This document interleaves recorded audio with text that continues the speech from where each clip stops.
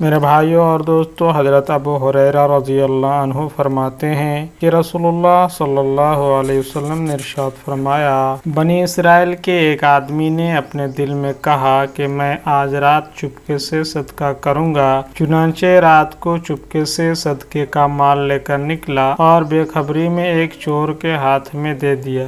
صبح لوگوں میں چرچا ہوا کہ رات چور کو صدقہ دیا گیا۔ صدقہ کرنے والے نے کہا، یا اللہ، چور کو صدقہ دینے میں بھی آپ ہی کے لیے تعریف ہے کہ اس سے بھی زیادہ برے آدمی کو دیا جاتا تو میں کیا کر سکتا تھا۔ پھر اس نے عزم کیا کہ آج رات پھر ضرور صدقہ کروں گا کہ پہلا تو ضائع ہو گیا۔ چنانچہ رات کو صدقہ کا مال لے کر نکلا اور بے خبری میں صدقہ ایک بدکار عورت کو دے دیا۔ صبح چرچا ہوا کہ آج رات بدکار عورت کو صدقہ دیا گیا۔ اس نے کہا، اے اللہ، بدکار عورت کو صدقہ دینے میں بھی آپ ہی کے لیے تعریف ہے کہ میرا مال تو اس قابل بھی نہ تھا۔ تیسری مرتبہ ارادہ کیا کہ آج رات ضرور صدقہ کروں گا۔ چنانچہ رات کو صدقے کا مال لے کر نکلا اور اسے ایک مالدار کے ہاتھ میں دے دیا۔ صبح چرچا ہوا کہ رات مالدار کو صدقہ دیا گیا۔ صدقہ دینے والے نے کہا، یا اللہ، چور، بدکار عورت اور مالدار کو صدقہ دینے پر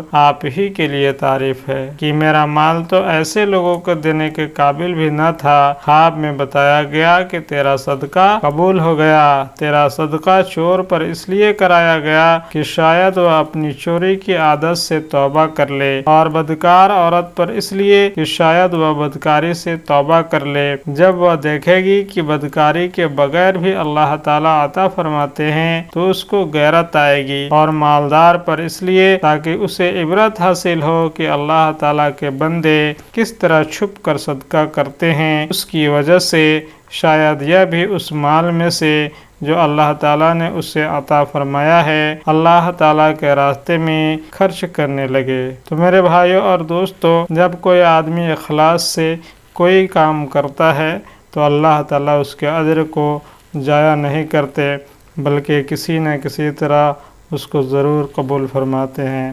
تو اس لیے ہم سب کو چاہیے کہ ہم جو بھی خیر کا کام کریں صرف اور صرف اللہ کی رضا کے لیے کریں۔ ہمارا کام ہے عمل کرنا، اور قبول کرنا اللہ کا کام ہے۔ اللہ تعالی ہم سبوں کو ہر عمل کو اخلاص کے ساتھ کرنے کی توفیق عطا فرمائے۔